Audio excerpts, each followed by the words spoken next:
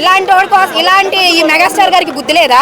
ఇలాంటి వాడిని తెచ్చాడు, ఆయన కోసం వీడు సినిమా చూడాల్సి వస్తుందిరా బాబు అనుకొని చూశారు మా పెద్దోళ్ళు. చిరంజీవి గారి కోసం గంగోత్రి సినిమాని చూసాము. నీ టైం బాగుండి, నీ లక్ బాగుండి, దేవుడు నిన్ను అనుగ్రహించి, కళామ తల్లి నిన్ను అనుగ్రహించి నువ్వు హీరో అయ్యావు.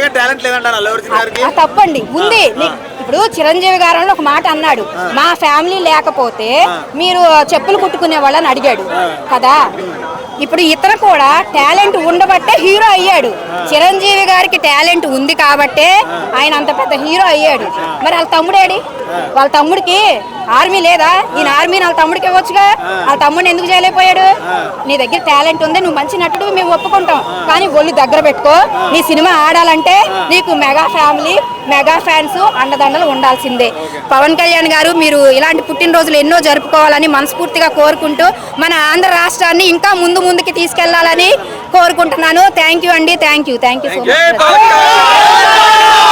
ఇప్పుడు అల్లు అర్జున్ అంటే ఆయన సపరేట్ అంతా మెగా ఫ్యామిలీనే. ఆయన ఏదో ఫ్లోలో మాట్లాడాడో ఏమో అదంతా దాని పచ్చము. మనంతా మెగా ఫ్యామిలీ, ఆయన కూడా సపోర్ట్ ఉంటుంది. ఆయన కానీ సపోర్ట్లోనే ఏమి ఉండదు, కానీ బ్యాడ్ కామెడీ ఏం చేయకూడదు. ఆయన కూడా మన మెగా ఫ్యామిలీ. చాలా మంది అంతా ఇవాళ విషయం చెప్తారా చెప్పరా ఏంటి చెప్తారన్న, ఎందుకు చెప్పారు? డెఫినెట్గా చెప్తారన్న. కష్టాలు ఉన్నప్పుడు అల్లు అర్జున్ గారు కూడా పవన్ కళ్యాణ్ గారికి సాయం చేసినారు. అట్లా అని అందరూ ఒకటే అన్న. ఇప్పుడు కొంతమంది వాళ్ళు ఒకటి చెప్తున్నా కదా, మధ్యలో ఎవరో కామెంట్ పెట్టిన తర్వాత అట్లా ఇది చేసి వాళ్ళు కామెంట్ బయట కామెంట్ చేసుకుంటారు, కానీ అందరూ ఒకటే, మన అందరూ మగా ఫ్యామిలీ అన్న. ఆయన సపరేట్, ఈయన సపరేట్ అలానే కాదు. ఓకేనా?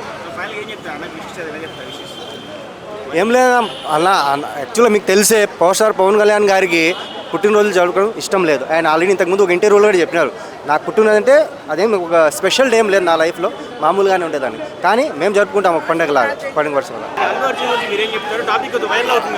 అల్లు అర్జున్ ఏముంది బ్రో, మన యాక్చువల్ నేను సినీ ఇండస్ట్రీ బ్రో, అది ఏమైనా కానీ సినీ ఇండస్ట్రీ పవన్ కళ్యాణ్. అలా ఏం లేదు, అంతా మెగా ఫ్యామిలీ.